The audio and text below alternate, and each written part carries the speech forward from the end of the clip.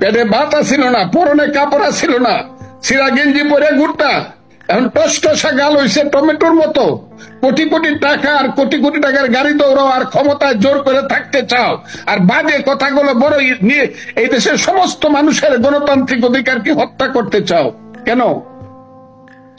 ছোট মুখে তো বড় কথা বলা ভালো না।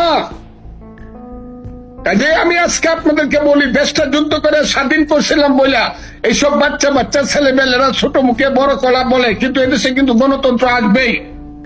আমি মরে যেতে পারি, আমাকে গুলি করে মারতে পারে, কিন্তু গণতন্ত্র কিন্তু এদেশে আসবেই।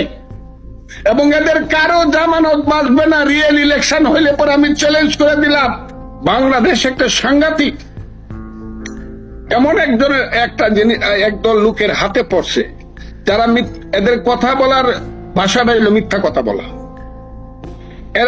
এরা মানুষের সামনে কথা বলে ফাঁকিবাজি কথা, টাউটের মতো রাজনৈতিক টাউট পাটপাররা আজকে বাংলাদেশের সামনে আসছে। এদের হাতে দেশ, এটা মনে হয় আত্মহত্যা করার মতো অবস্থা আসছে মানুষের। এরা কারা? যারা বলতে চায় বাংলাদেশে ইলেকশন 20 বছর পরে হবে, 15 বছর পরে হবে, মিনিমাম 10 বছর পরে হবে। ওই সব ছেলে পেলেরা এখন তো বুঝে যাচ্ছে এরা যে দলটা করছে এটা তো হইল জামাতে ইসলামের তরুণ দলের এক্সটেনশন।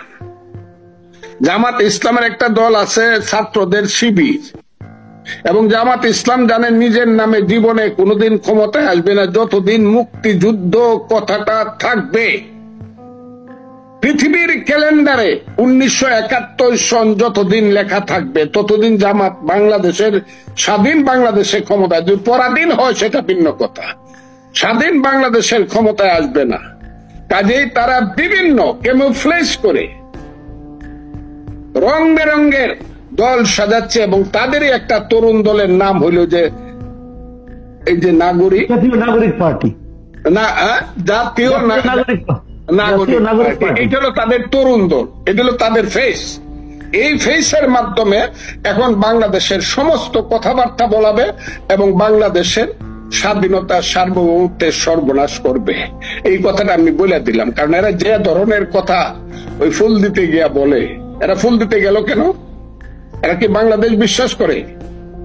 বাংলাদেশ বিশ্বাস করলে কি এরা কি বলে সেকেন্ড কি রিপাবলিক তো থাকে না? আমি তো উম্মি মানুষ, লেখাপড়া জানি না তো। সেকেন্ড কি সেকেন্ড রিপাবলিক বলে, সেকেন্ড রিপাবলিক, হ্যাঁ সেকেন্ড রিপাবলিক বলে। ওই বেটারা সেকেন্ড রিপাবলিক তো পাকিস্তান, ওখানে যাস না।